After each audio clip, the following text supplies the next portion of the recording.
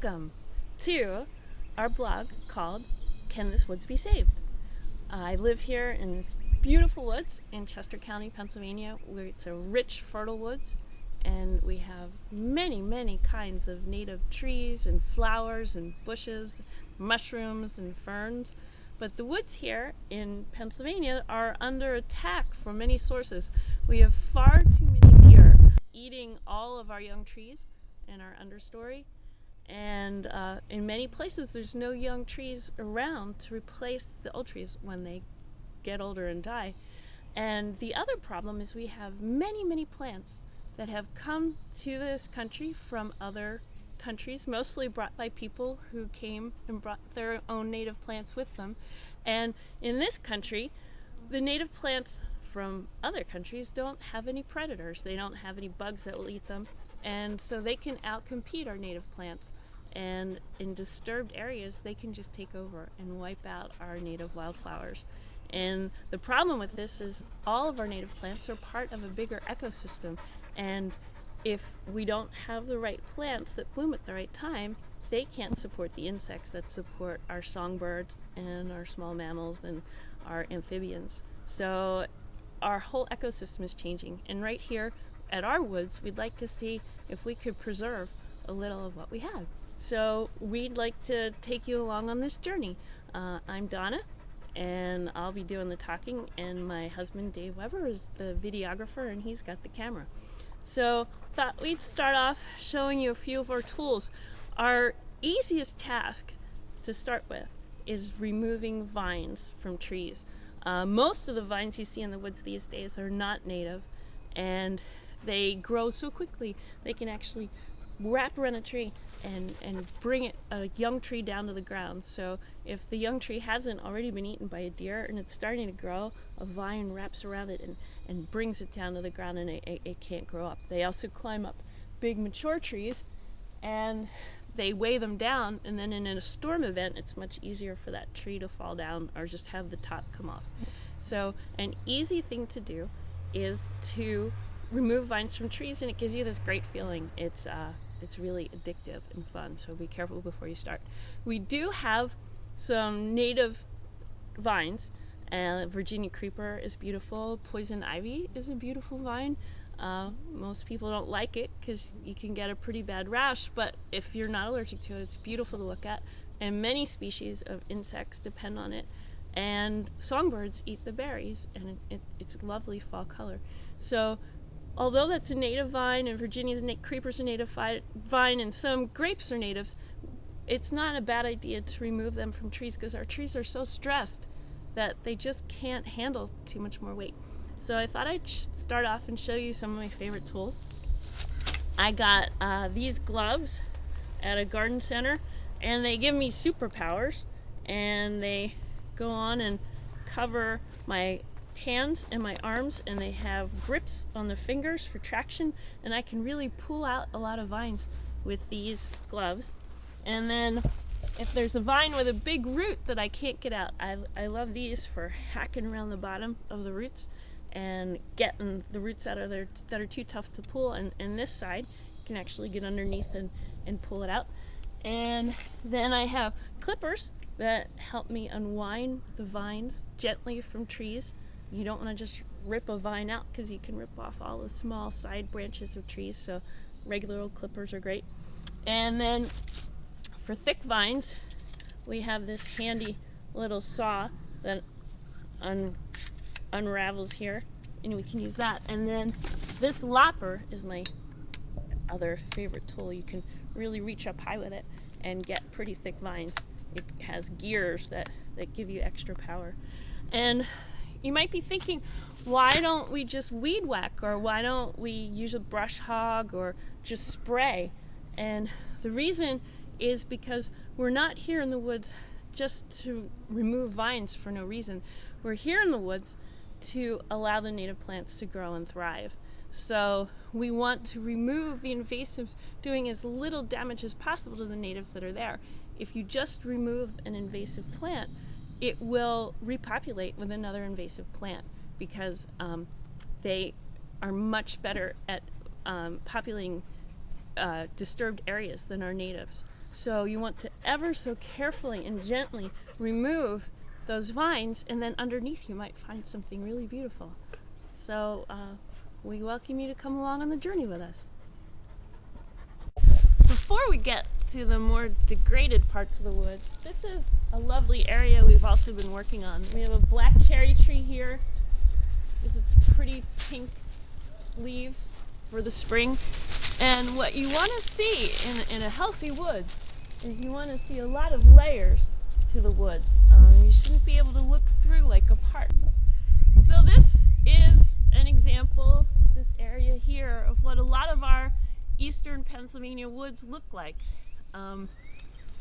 Doesn't look like the last picture. This is all multiflora rose, a highly invasive plant that completely wipes out all the native plants underneath. It's not exactly correct. If you carefully remove them, you still can find some natives under there, and we'll do that later. But and then the trees are just encased in vines, and the vines are bending the trees in half and weighing them down, and we get so many more storm events now that when the trees are weighed down with vines, it's much more easy for them to fall down. The young trees just never survive. They just are pulled back down to the ground. And we have very few young trees in most places to replace the old ones. So Dave and I are hoping we're going to turn this into looking like what our first shot looked like. So here's a little section of the woods that we've worked on part of, but I was walking by today and saw all these vines starting to twine up these young trees. And it's not enough for these vines to just get one tree. They have to loop around and go up and connect trees to each other. So this area that didn't look too bad actually has vines tangled through these trees. And also we have a big vine down here at the bottom that's tied to a few trees. So I'm going to put my trusty gloves on and just start small. Just start with what's in front of you. So we have some honeysuckle down here, a tiny Japanese honeysuckle, and it's just a tiny little vine. It's very easy to pull out and very satisfying because you can get big long strands of it. Some people remove all these plant products from the woods, and some people even burn them in their fireplaces. I prefer to put them somewhere where they can't reroot, so all the nutrients that went into making the vine are returned to the earth.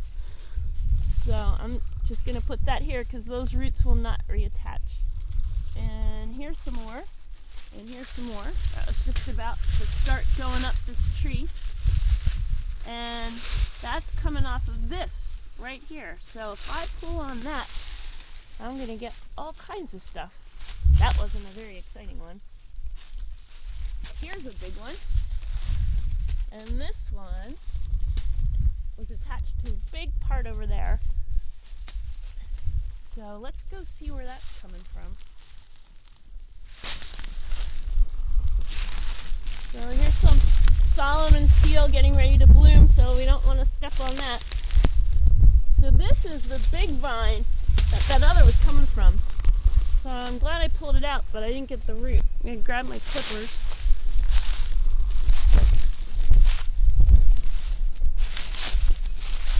Almost got the Solomon seal. Just cut that off there. And that was going up here. And we'll put that on top there. So I'm just going to cut that off and come back over. Cut this bitter honeysuckle. Alright, let's see where that's going. Oh, that wasn't bad. Okay.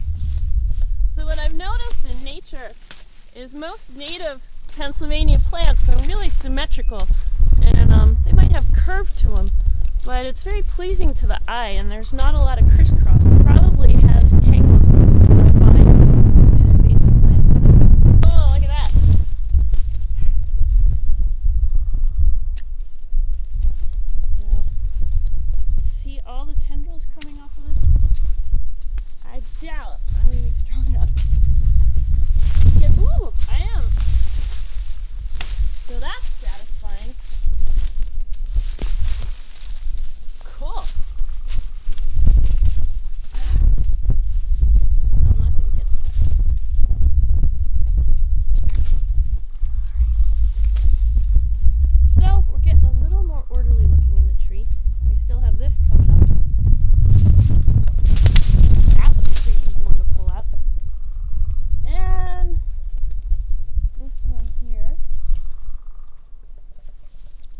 These vines leave deep marks in the trunk of a tree and actually can permanently maim them. If you don't have time to pull vines out, even just cutting them is very helpful. So here's more of the honeysuckle coming up. And I'm going to pull that out because it will replace those ones we pulled out very quickly. Ooh, here's a thick one. And now all of a sudden the ground is starting to look more even and orderly, and this native can come up. It's a little young for me to identify.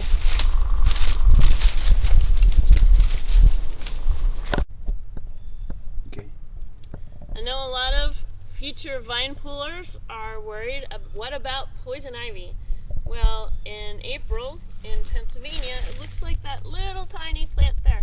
When it comes up, the leaves are red, and you can always tell it by the 3 leaves. There are other very nice plants with 3 leaves, but poison ivy does. And old poison ivy is the only vine that's all hairy. It's got a lot of hair on it.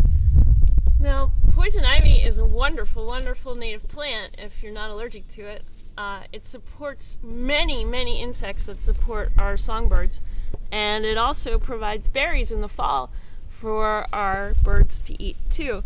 It has beautiful fall color, so if you don't have to touch it, you can just look at it and appreciate it.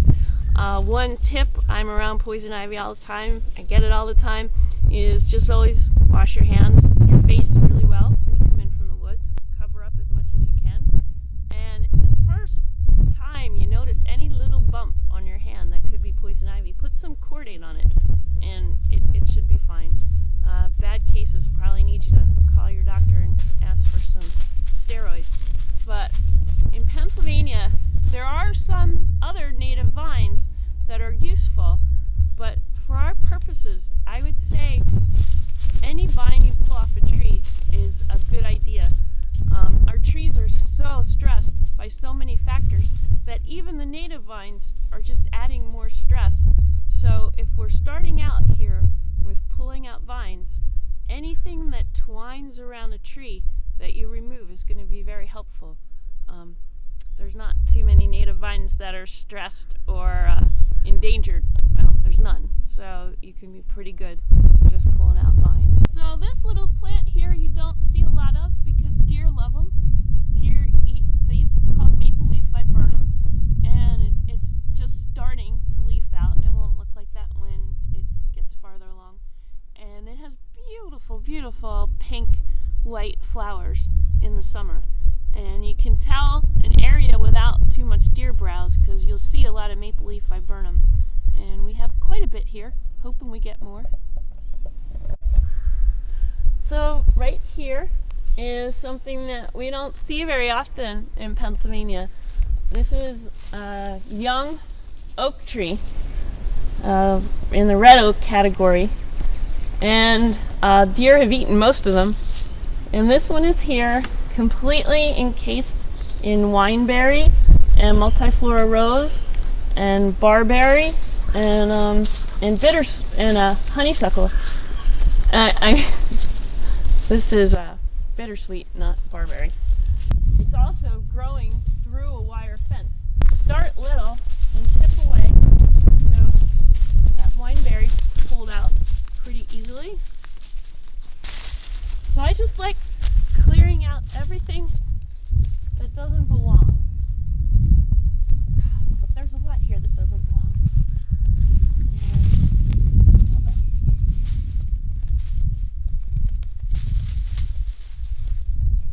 Go. Put that off there. Throw it in my pile over there. So clip that there and there. And here. I think I actually just saw the tree lift up a little bit.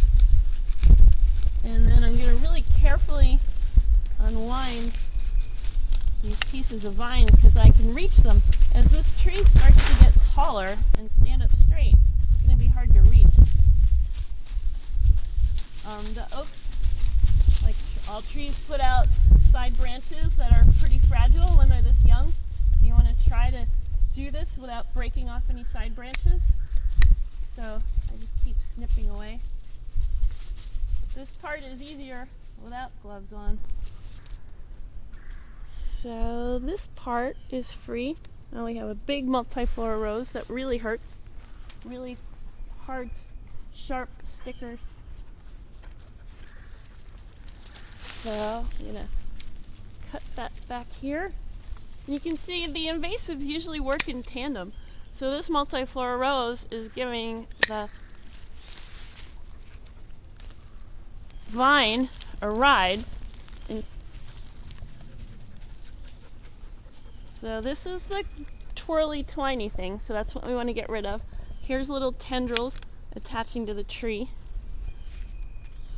Here's more tendrils. And now that part is free. And that was coming from down here. Okay. Always being careful when cutting.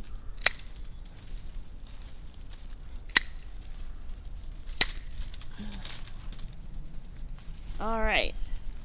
So what to do next? We'll follow this bittersweet down, and this one, because that's multiflora rose and bittersweet, and these really sharp thorns are going to attack me. Get them out of the way. Dave and I have been working on freeing that red oak, and it's a very addictive, fun way to spend time, and you tend to keep doing more. This is a pile of multiflora rose and vines that we've removed so far. We're probably 2/3 of the way done. Here is our red oak that I thought was growing through the fence, but it really isn't. Just have to free that back limb there. And found another oak there, a nice tulip poplar here that was covered with all kinds of vines. And underneath we have all these ferns coming out. We have false Solomon seal over there, poison ivy, another tulip poplar, and then we found over here what we thought was a grove of young tulip poplars, and it's really just one tree that's been bent in half by these vines and multiflora rose. So I'm gonna start working on freeing this branch of the red oak that we were looking at. And underneath we found some more maple leaf viburnum, a pretty big one. We should get beautiful flowers on that. You get all these gifts when you start freeing from vines and trees. So I don't just take this and pull on it. If I'm close to the ground and I'm pulling out roots, I'll do that, but we don't want to hurt the tree. We're trying to help. Ooh, look at all the maple leaf viburnum. That's almost starting to bud right there. It's going to be a ball of pink white flowers. So I take my clippers and I cut the things we want to remove in small pieces. I just kind of start at the top and work to the bottom. And then gently and slowly you free the tree. Eventually you'll get down to the roots and you'll be able to pull them out, but we don't want to do any more damage than has already been done. So I'm just going to look to see what's holding that back, this whole tangle, and toss it over there. And now I can see more of the red oak.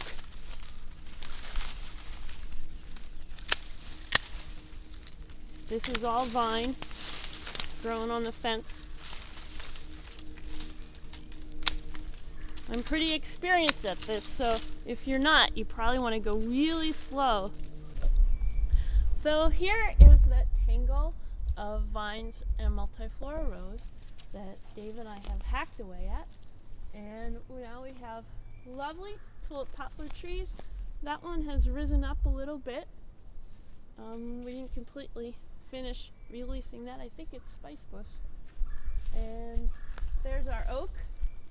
And this whole big bush back there, it's kind of spindly. That's maple leaf viburnum. And for our area, that's pretty tall for maple leaf viburnum. And it's already starting to bud out, and that will be covered with balls of pink and white flowers, which is our little reward for what we did today. So we freed a tree. We freed a tree. Yeah. Time for lunch.